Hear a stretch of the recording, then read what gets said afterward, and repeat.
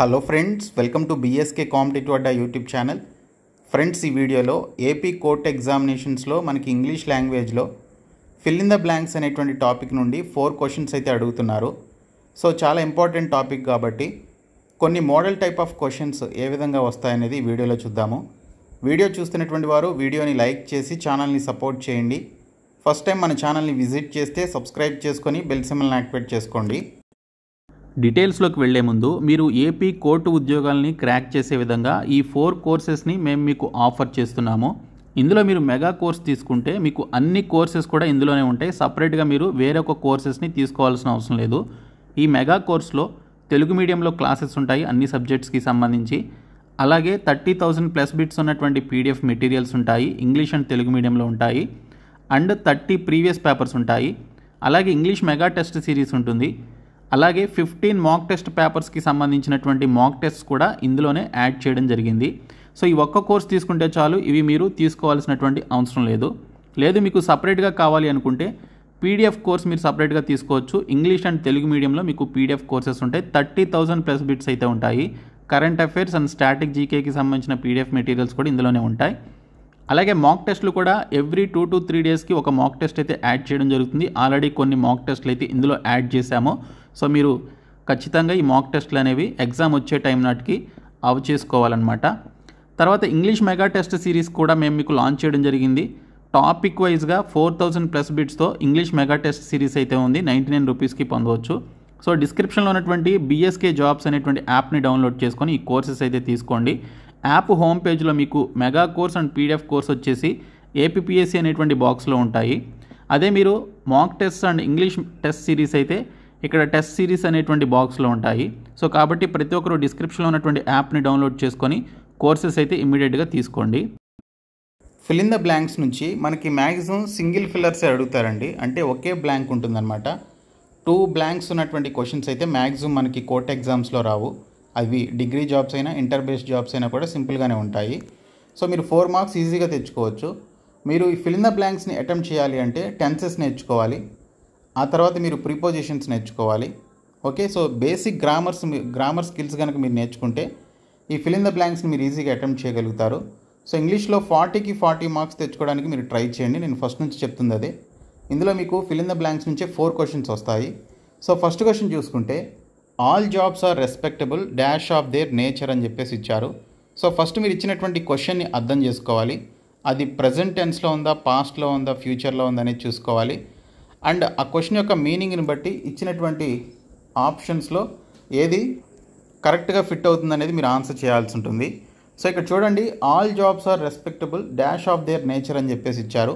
So ఆ job యొక్క స్వభావాన్ని బట్టి, సో అది ఏ జాబ్ అయినా కూడా, అది ప్యూన్ జాబ్ అయినా, ఐఏఎస్ జాబ్ అయినా, ఏ జాబ్ అయినా కూడా సో వాటికి ఉండేటువంటి గౌరవం ఉంటుంది అనేది ఇక్కడ మనకి చెప్తున్నాడు. సో ఇక్కడ చూసుకుంటే మనకి all jobs are respectable irrespective of their nature. Okay, వాటి యొక్క నేచర్ ఏదైనా కావచ్చు. ఓకే, ఒక్కో జాబ్ రోల్కి ఒక్కో విధమైనటువంటి job description and job role అయితే ఉంటుంది. వాళ్ళు చేయాల్సినటువంటి వర్క్ అయితే ఉంటుంది. వాటి యొక్క నేచర్ అనేది ఉంటుంది. సో అది ఏ నేచర్ కలిగినటువంటి జాబ్ అయినా కూడా, ఎటువంటి జాబ్ డిస్క్రిప్షన్ ఉన్నటువంటి జాబ్ అయినా కూడా, ఏ పని అయినా కూడా అవి గౌరవించదగ్గ పనులే అని ఇక్కడ మనకి చెప్తున్నాడు. కాబట్టి ఇర్రెస్పెక్టివ్ ఆఫ్ దేర్ నేచర్ అనేది మనం ఇక్కడ యూజ్ చేయాల్సి ఉంటుంది. Next question, that story would make a good subject dash a novel. So ఇచ్చినటువంటి క్వశ్చన్ యొక్క మీనింగ్ అర్థం చేసుకోమని చెప్పాను కదా. ఆ నోవెల్ రాయడానికి, ఒక నోవెల్ రాయడానికి ఆ స్టోరీ ఒక మంచి సబ్జెక్ట్ అని చెప్పేసి అంటున్నాడు. సో ఒక నోవెల్గా చేయడానికి, ఒక నవల్గా రాయడానికి సంబంధించి ఆ స్టోరీ ఒక మంచి సబ్జెక్ట్ అని చెప్పేసి చెప్తున్నాడు మనకి ఇక్కడ. So that story would make a good subject dash a novel అని చెప్పేసి ఇచ్చాడు. ఇక్కడ ఆఫ్ అన్నాడు, ఇన్, టు, ఫర్ అని చెప్పేసి ఇచ్చాడు. సో ఇచ్చినటువంటి ఆప్షన్స్ని బట్టి చూస్తే that story would make a good subject for a novel. For అనేది వస్తుంది అనమాట ఇక్కడ బ్లాంక్లో మనకి. సో ఫర్ అంటే ఇక్కడ ఆ నోవెల్ రాయడానికి సంబంధించి ఆ స్టోరీ అనేది ఒక మంచి సబ్జెక్ట్ అనేది చెప్తున్నాడు. కాబట్టి ఇక్కడ మనం ఫర్ అనేది యూజ్ చేయాలి. కాబట్టి for is the right answer for this question. Next one, I felt as if the ground were dash beneath my feet. Okay, I felt as if the ground were dash beneath my feet అని చెప్పేసి ఇచ్చాడు. So ఇక్కడ felt అన్నాడు, వర్ అన్నాడు. Okay, so ఇది మనకి past గురించి మాట్లాడుతున్నాడు. సో ఏమంటున్నాడు ఇక్కడ, I felt as if the ground were dash beneath my feet అని చెప్పేసి ఇచ్చాడు. సో నా కాలి కింద ఉన్నటువంటి గ్రౌండ్ ఏదైతే ఉందో అది సంథింగ్ ఏదో అవుతున్నట్లుగా నేను గమనించాను. ఓకే, అది నేను ఎక్స్పీరియన్స్ చేశాను అని చెప్పేసి అంటున్నాడు.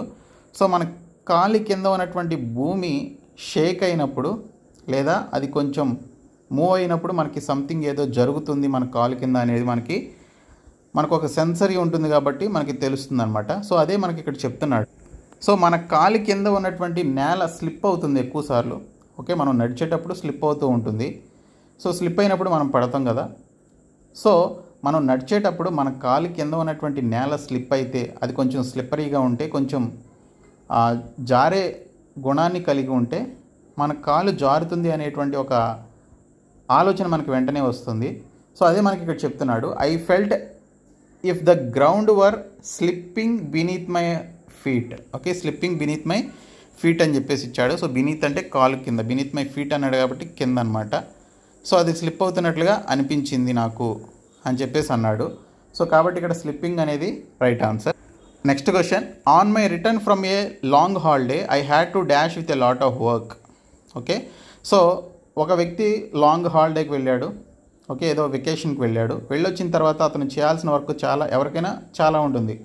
ఓకే, సో మీరు కొన్ని రోజులు ఆఫీస్కి లీవ్ పెట్టారనుకోండి, మీరు చేయాల్సిన వర్క్ అంతా కూడా పెండింగ్లో ఉంటుంది. సో మళ్ళీ మీరు ఆఫీస్కి వెళ్ళిన తర్వాత ఆ వర్క్ అంతా కూడా మీరు క్యాచప్ చేసి మీరు దానికి సంబంధించిన వర్క్ని మీరు కంప్లీట్ చేసుకోవాలి. సో ఇక్కడ చూడండి, on my return from a long holiday I had to catch up with a lot of work. Catch up అంటే నేను చేయాల్సినటువంటి వర్క్ చాలా ఉంది, నేను చూసుకోవాల్సిన వర్క్ చాలా ఉంది అనేది మనకి ఇక్కడ మీనింగ్ వస్తుంది. కాబట్టి ఈ పర్టికులర్ సిచ్యువేషన్లో క్యాచప్ అనేది మనం ఇక్కడ యూజ్ చేయాలి. క్యాచప్ అనేది వస్తుంది. Next question, only one of the boys dash not done the homework given yesterday. Okay, only one of the boys అంటే ఇక్కడ మీరు ప్లోరల్ ఫామ్ అనుకోకూడదు, ఇది సింగులర్ గురించి మాట్లాడుతున్నాడు. సో ఉన్నటువంటి క్లాస్ రూమ్లో ఉన్నటువంటి బాయ్స్ అందరిలో ఒక వ్యక్తి, ఒక స్టూడెంట్ నిన్న ఇచ్చినటువంటి హోంవర్క్ చేయలేదు అని చెప్పేసి ఇక్కడ ప్రజెంట్ నిన్నటి విషయం గురించి మాట్లాడుతున్నాడు అనమాట. సో మనకి ఇక్కడ చూసుకుంటే ఒక బాయ్ గురించి మాట్లాడుతున్నాడు. Only one of the boys అన్నాడు. వన్ ఆఫ్ ది బాయ్స్ అంటే ఖచ్చితంగా ఇది సింగులర్ అని చెప్పేసి మీనింగ్ ఇక్కడ. కానీ బాయ్స్ అని చెప్పేసిందని చాలామంది ప్లోరల్ అనుకుంటారు. కాదు, only one of the boys అన్నాడు. వన్ ఆఫ్ ది బాయ్స్ లేదా one of my friends, one of my colleagues, one of my relatives, ఇలాగ వన్ ఆఫ్ మై వచ్చి తర్వాత ప్లోరల్ ఫామ్ వచ్చింది అంటే అక్కడ ఉన్నటువంటి వారిలో ఒకరి గురించే మాట్లాడుతున్నారు అనేది మీరు అర్థం చేసుకోవాలి. కాబట్టి ఇక్కడ వన్ ఆఫ్ ది బాయ్స్ అంటే వన్ అని చెప్పేసి మీనింగ్, అంటే ఒకరి గురించి మాట్లాడుతున్నాడు. కాబట్టి ఇక్కడ హ్యాజ్ అనేది వస్తుంది అనమాట ఈ బ్లాంక్లో. Only one of the boys has not done the homework given yesterday. నేను ఇచ్చినటువంటి హోంవర్క్ ఉన్నటువంటి బాయ్స్లో ఒక స్టూడెంట్ చేయలేదు, ఒక బాయ్ చేయలేదు అని చెప్పేసి ఇక్కడ మనకి క్వశ్చన్ అయితే ఇవ్వడం జరిగింది. కాబట్టి హ్యాజ్ అనేది మనం యూజ్ చేయాలి. హ్యావ్ అంటే ఇది మనకి ప్లోరల్ ఫామ్కి యూజ్ చేస్తాం కాబట్టి హ్యాజ్ అనేది యూజ్ చేయాలి. Next question, hopes of A settlement depends on the dash of the discussion అని చెప్పేసి ఇచ్చారు. సో ఇక్కడ చూసుకుంటే సెటిల్మెంట్ ఎప్పుడు కూడా, ఒక ఇద్దరు వ్యక్తుల మధ్య సెటిల్మెంట్ ఎప్పుడు కూడా మాట్లాడుకోవడం ద్వారా దాని యొక్క రిజల్ట్ అనేది డిపెండ్ అయి ఉంటుంది. ఓకే, ఒక ఇద్దరు వ్యక్తుల మధ్య ఒక ఇష్యూ జరుగుతుంది, వారిద్దరూ వచ్చి మాట్లాడుకుంటున్నారు, ఆ ఇష్యూ పైన డిస్కషన్ చేస్తున్నారు. సో ఫైనల్ అవుట్కమ్ అనేది ఆ యొక్క డిస్కషన్ యొక్క సెటిల్మెంట్ని బట్టి డిపెండ్ అయి ఉంటుంది. అవుట్కమ్ అంటే రిజల్ట్ అనమాట. సో ఇక్కడ చూడండి, hopes of A settlement depends on the outcome of the discussion. Okay, వాళ్ళిద్దరూ మాట్లాడుకొని డిస్కస్ చేసుకున్న దాన్ని బట్టి దాని యొక్క సెటిల్మెంట్ అవుట్కమ్ అనేది డిపెండ్ అయి ఉంటుంది అని ఇక్కడ మనకు చెప్తున్నాడు. కాబట్టి అవుట్కమ్ అంటే ఫైనల్ రిజల్ట్ అని మీనింగ్. ఓకే, సో అవుట్కమ్ అనేది మనం ఇక్కడ యూజ్ చేయాలి. నెక్స్ట్ క్వశ్చన్ చూడండి, double fillers. We must avail ourselves dash every opportunity that comes dash our way. So ఇక్కడ మీరు సెకండ్ బ్లాంక్ ఈజీగా ఆన్సర్ చేయొచ్చు. We must avail ourselves dash every opportunity that comes in our way అని చెప్పేసి ఇక్కడ మనం answer చేయాలి. In our వే అంటే మన మార్గ మధ్యంలో వచ్చేటువంటి, ఓకే, మన మార్గంలో వచ్చేటువంటి ఆపర్చునిటీ అనేది మనకి ఇక్కడ అర్థమవుతుంది. ఇక్కడ రెండు ఇన్ అని చెప్పేసి ఇచ్చారు 2 ఆప్షన్స్లో. అది ఆన్ అవుతుందా ఆఫ్ అవుతుందా ఫస్ట్ బ్లాంక్ అనేది మనం ఇక్కడ ఆన్సర్ చేయాల్సి ఉంటుంది. సో ఇక్కడ చూడండి, ఫస్ట్ ఈ క్వశ్చన్కి we must avail ourselves of వస్తుందండి. సో అవైల్ ఉంది కాబట్టి ఇక్కడ మనకి బ్లాంక్లో ఆఫ్ అనేది రావాలి. కాబట్టి we must avail ourselves of every opportunity that comes in our way. So కాబట్టి ఆప్షన్ సి దీనికి సంబంధించిన రైట్ ఆన్సర్. నెక్స్ట్ క్వశ్చన్ చూడండి. It is time we dash with determination. Okay, it is time we dash with determination అంటే ఇక్కడ మనం determination అంటే ఒక సంకల్పం లేదా శ్రద్ధ అనేటువంటి మీనింగ్ వస్తుంది.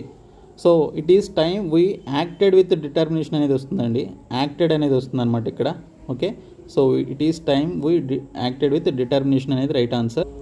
ఈ క్వశ్చన్ చూడండి, పాస్ట్ కంటిన్యూస్ గురించి చెప్తున్నాడు. సో ఇక్కడ చూడండి, when the thief entered the house the inmates dash in the hall అని చెప్పేసి ఇచ్చాడు. So when the thief entered అన్నాడు. సో ఎంటర్డ్ అంటే ఇది జరిగిపోయింది అనమాట. So when the thief entered the house the inmates dash in the hall అని చెప్పేసి ఇచ్చాడు.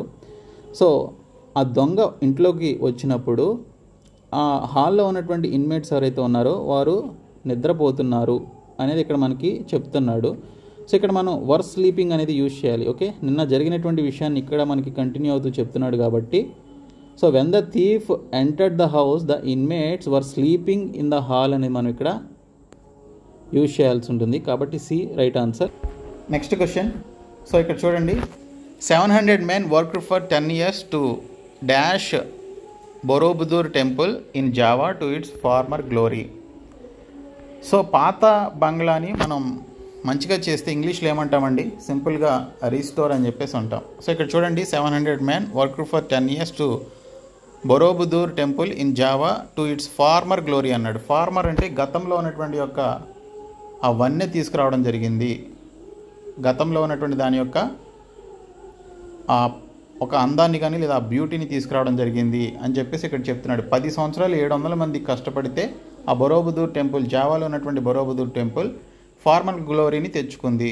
ఓకే, గతంలో ఉన్నటువంటి ఆ యొక్క గొప్పతనాన్ని మళ్ళీ తీసుకురావడం జరిగింది అని చెప్పేసి అంటున్నాడు. కాబట్టి సో దాన్ని మళ్ళీ గతంలో ఉన్నటువంటి దాన్ని మళ్ళీ ఇప్పుడు రీస్టోర్ చేశారు కాబట్టి రీస్టోర్ అనేది మనం ఇక్కడ యూజ్ చేయాలి. నెక్స్ట్ క్వశ్చన్ చూడండి, the thief explained how he dash from the jail అని చెప్పేసి ఇచ్చాడు. సో ఇక్కడ ఎక్స్ప్లెయిన్ అన్నాడు కాబట్టి ఇది పాస్ట్లో జరిగినటువంటి విషయం. సో పాస్ట్లో జరిగినటువంటి విషయం కాబట్టి ఆ దొంగ జైలు నుంచి ఎలా పారిపోయి వచ్చాడు అనేది ఎక్స్ప్లెయిన్ చేశాడు అనేది ఇక్కడ మనకి చెప్తున్నాడు. కాబట్టి హ్యాడ్ ఎస్కేప్డ్ అనేది వస్తుంది. The thief explained how he had escaped from the jail అనేది ఇక్కడ మనకి రైట్ సెంటెన్స్ కాబట్టి ఆప్షన్ డి ఇక్కడ మనం పెట్టాలి. Next one, he had dash to the books passionately. Okay, తనకి బుక్స్ చదవడం అంటే బుక్స్ చదవడం అంటే చాలా ప్యాషన్ లేదా ఇంట్రెస్ట్. ఓకే, ప్యాషన్ అంటే ఇంట్రెస్టే కదా. సో ఇక్కడ మనకి ఇక్కడ చూసుకుంటే he had on to the books passionately, on అనేది వస్తుంది ఇక్కడ. ఆన్ టు ది బుక్స్ అనేది మనం యూజ్ చేయాలి. He had on to the books passionately అనేది right answer. Next question, they did not know where they dash from. They did not know where they dash from అని చెప్పేసి ఇచ్చాడు. So ఇక్కడ చూడండి, they did not అన్నాడు, did అన్నాడు కాబట్టి ఇది పాస్ట్లో జరిగినటువంటి విషయం. సో కాబట్టి మనం ఇక్కడ they did not know where they had come from అనేది మనం ఇక్కడ యూజ్ చేయాలి. Where they had come from అనేది మనం ఇక్కడ యూజ్ చేయాలి. కాబట్టి they did not know where they had come from అనేది right answer. Next question, there is only one member who has not paid his dash and he has promised to pay before the end of this month. So ఇక్కడ కొంతమంది కొన్ని చెల్లింపులు అయితే చేయాలి, అంటే కొంత money అనేది పే చేయాల్సి ఉంది. అందులో ఒక్క వ్యక్తి మాత్రం మనీ అయితే పే చేయలేదు, అంటే చెల్లింపులు అయితే చేయలేదు. సో అతను ఈ ఎండ్ ఆఫ్ ది మంత్ నాటికి, ఓకే, ఈ నెల చివరాఖరుకు ఖచ్చితంగా ఇస్తాను అని చెప్పేసి ప్రామిస్ చేశాడు అని చెప్పేసి అంటున్నాడు. ఇక్కడ చెల్లింపులు అంటే ఇంగ్లీష్లో మనం రెమిటెన్స్ అని చెప్పేసి అంటాము. So there is only one member who has not paid he's remittance and he has promised to pay before the end of this month అనేది ఇక్కడ కరెక్ట్ సెంటెన్స్ అనమాట. కాబట్టి రెమిటెన్స్ అనేది మనం ఇక్కడ యూజ్ చేయాలి. సో అలవెన్స్ ఎవరు కూడా, అలాగే హానరోరియం అంటే గౌరవ వేతనం, సబ్స్క్రిప్షన్ కూడా కాదు. సో కాబట్టి రెమిటెన్స్ అనేది ఇక్కడ మనకి ఫిల్ ఇన్ ద బ్లాంక్లో వస్తుంది. రెమిటెన్స్ అంటే చెల్లింపులు అనమాట, ఇవ్వాల్సినటువంటి చెల్లింపులు.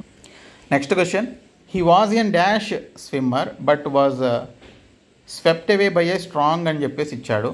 సో ఇక్కడ చూసుకుంటే మనకి స్విమ్మర్ అంటే నీటిలో ఈత కొట్టేటువంటి వారిని స్విమ్మర్ అంటారు. So he was an dash swimmer but అన్నాడు, అంటే ఇక్కడ కంపారిజన్ చేస్తున్నాడు అనమాట. ఏం కంపారిజన్ చేస్తున్నాడు, అతను బాగా ఎక్స్పర్ట్ స్విమ్మర్ అయినా కూడా ఆ ప్రవాహానికి కొట్టుకుపోయాడు. స్వెప్ట్ అవే అంటే ఇక్కడ మనకి కొట్టుకుపోయాడు అని చెప్పేసి meaning. So he was an expert swimmer but was swept away by a strong current. Current అంటే ప్రవాహం అనమాట తెలుగులో. ఓకే, కరెంట్ అంటే పవర్ సప్లై అని కాదు, విద్యుత్ అని కాదు. సో స్ట్రాంగ్ కరెంట్ అంటే ఇక్కడ మనకి ఆ నీటి యొక్క ప్రవాహం అని మీనింగ్ అయితే వస్తుంది. సో కాబట్టి he was an expert swimmer but was swept away by a strong current అనేది దీనికి సంబంధించిన రైట్ ఆన్సర్ కాబట్టి option D right answer. Next question, the teacher gives many examples to dash the idea contained in the poem. Okay, స్కూల్లో ఉన్నటువంటి teacher ఆ పోయంలో ఉన్నటువంటి ఐడియాని స్టూడెంట్స్కి అర్థమయ్యేలాగా చెప్పడం కోసం చాలా ఎగ్జాంపుల్స్ అయితే, చాలా ఉదాహరణలు అయితే చెప్పడం జరిగింది అనేది అంటున్నాడు. So the teacher gives many examples to bring out the idea content in the poem అనేది రైట్ ఆన్సర్. బ్రింగ్ అవుట్ అంటే తీసుకురావడం జరిగింది, చాలా ఉదాహరణలు బయటికి తీయడం జరిగింది. స్టూడెంట్స్కి అర్థమయ్యే విధంగా ఆ పోయంలో ఉన్నటువంటి పర్టికులర్ ఐడియా అర్థం అవడం కోసం చాలా ఎగ్జాంపుల్స్ని బయటికి తీసుకొచ్చి చెప్పింది కాబట్టి బ్రింగ్ అవుట్ అనేది ఇక్కడ మనం యూజ్ చేయాలి. Next question, the more electricity you use the higher your bill will be అనేది మనకి ఇక్కడ వస్తుందండి. నువ్వు ఎలక్ట్రిసిటీ కనుక ఎక్కువ యూజ్ చేస్తే ఏమవుతుంది, నీకు హయ్యర్ బిల్ అయితే వస్తుంది. కాబట్టి the more electricity you use the higher your bill will be అనేది మనకి ఇక్కడ రావడం జరుగుతుంది. ఇలాంటి క్వశ్చన్స్ అడుగుతూ ఉంటారు అప్పుడప్పుడు, సో చాలా important. Next question, the rich parents decided to send their 2 sons to Eton the stronghold of the dash of the rich అని చెప్పేసి ఇచ్చారు. సో ఇక్కడ చూసుకుంటే రిచ్ పేరెంట్స్, బాగా ధనవంతమైనటువంటి తల్లిదండ్రులు ఎవరైతే ఉన్నారో సో వారికి సంబంధించిన 2 సన్స్ని అటాన్ అనేటువంటి ప్రదేశానికి పంపించాలని నిర్ణయం తీసుకోవడం జరిగింది. సో ఆ ధనవంతులైనటువంటి కుటుంబానికి ఒక స్ట్రాంగ్ రిలేషన్ అయితే ఉందన్నమాట ఆ ప్రాంతంతో అని చెప్పేసి అంటున్నాడు. సో ఇక్కడ మనకి ప్రోజినీ అన్నాడు, పెడిగ్రీ అన్నాడు, యాన్సెస్ట్రీ అన్నాడు, పేరెంట్స్ అన్నాడు. తరాలు అని చెప్పేసి మీనింగ్ వస్తుంది. సో తరతరాలుగా ఉన్నటువంటి రిలేషన్షిప్ అనమాట. కాబట్టి ఇక్కడ ప్రోజినీ అంటే ఇక్కడ మనకి తరాలు అనేటువంటి మీనింగ్ అయితే వస్తుంది. సో ప్రోజినీ అనేది మనం ఇక్కడ యూజ్ చేయాలి. ఈ క్వశ్చన్కి ఈ ఆప్షనే కరెక్ట్ కాబట్టి ఇక్కడ మనం అది యూజ్ చేయాలి. Option A right answer. Next question, she stood dash the crowd quite amazed. Okay, she stood dash the crowd amazed అని చెప్పేసి ఇచ్చాడు. అంటే తన యొక్క పర్ఫార్మెన్స్ని చూసి అక్కడ ఉన్నటువంటి క్రౌడ్ అంతా కూడా, అంటే అక్కడ ఉన్నటువంటి జనసమూహం అంతా కూడా ఆశ్చర్యపోయేలాగా చేసింది అని ఇక్కడ అంటున్నాడు. సో ఇక్కడ చూసుకుంటే షీ స్టూడ్ అన్నాడు కాబట్టి స్టూడ్ ఇన్, స్టాండ్ తర్వాత వచ్చింది స్టూడ్. సో కాబట్టి she stood in the crowd quite amazed అనేది వస్తుంది. సో ఇన్ అనేది యూజ్ చేయాలి మనం ఇక్కడ, కాబట్టి ఇన్ అనేది రైట్ ఆన్సర్.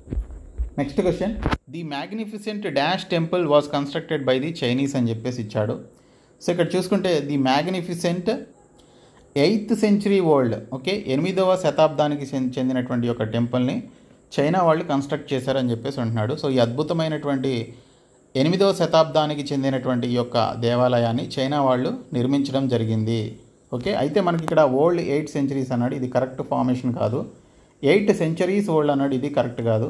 8 centuries ఓల్డ్ అన్నాడు, ఇది కూడా కరెక్ట్ కాదు. సో 8th century ఓల్డ్ అనేది కరెక్ట్ కాబట్టి ఇచ్చినటువంటి బ్లాంక్లో మనం ఇది పెట్టాలి. కాబట్టి option B right answer. So ఇవి మనకి కొన్ని important fill in the blanks అండి. మేము మీకు ఫిల్ ఇన్ ద బ్లాంక్సే కాదు, ఇంకా చాలా బిట్స్ అయితే మేము మీకు మెగా టెస్ట్ సిరీస్ రూపంలో ఇస్తున్నాం, పీడిఎఫ్ రూపంలో కూడా ఇస్తున్నాము. మీరు 499 రూపీస్ మెగా కోర్స్ తీసుకుంటే A to Z మీకు ఇందులోనే ఉంటాయి. తెలుగు క్లాసెస్ మాత్రం తెలుగులోనే ఉంటాయి, మిగిలినటువంటి కంటెంట్ అంతా కూడా మీకు బైలింగ్వల్లో ఉంటుంది. ఈవెన్ మాక్ టెస్ట్లు కూడా ఇందులోనే యాడ్ చేయడం జరిగింది. మీరు ఈ ఒక్క కోర్స్ తీసుకుంటే చాలు, ఇంకా మీరు వేరే కోర్సెస్ కూడా తీసుకోవాల్సినటువంటి అవసరం ఉండదు, అన్నీ కూడా ఇందులోనే ఉంటాయి. సో డిస్క్రిప్షన్లో యాప్ లింక్ ఉంటుంది, వెంటనే ఈ కోర్స్ తీసుకోండి. లేదా మీరు సపరేట్గా తీసుకోవాలి అనుకుంటే 199 రూపీస్ జీకే ఇంగ్లీష్కి సంబంధించిన PDF materials, current affairs, static జీకేకి సంబంధించిన పీడిఎఫ్ మెటీరియల్ కోర్స్ ఉంది. అలాగే 199 rupees mock test series course ఉంది. 15 మాక్ టెస్ట్ ఉంటాయి, ఆల్రెడీ 2 మాక్ టెస్ట్లు యాడ్ చేశాము. 99 ఇంగ్లీష్ మెగా టెస్ట్ సిరీస్ ఉంది. సో ఈ 4 కోర్సెస్ కూడా తీసుకోండి. మీరు సపరేట్గా తీసుకోవాలనుకుంటే సపరేట్గా తీసుకోవచ్చు, లేదా మెగా కోర్స్ తీసుకోవచ్చు. డిస్క్రిప్షన్లో యాప్ లింక్ ఉంటుంది, యాప్ని డౌన్లోడ్ చేసుకొని ఈ కోర్సెస్ తీసుకోండి. Thank you.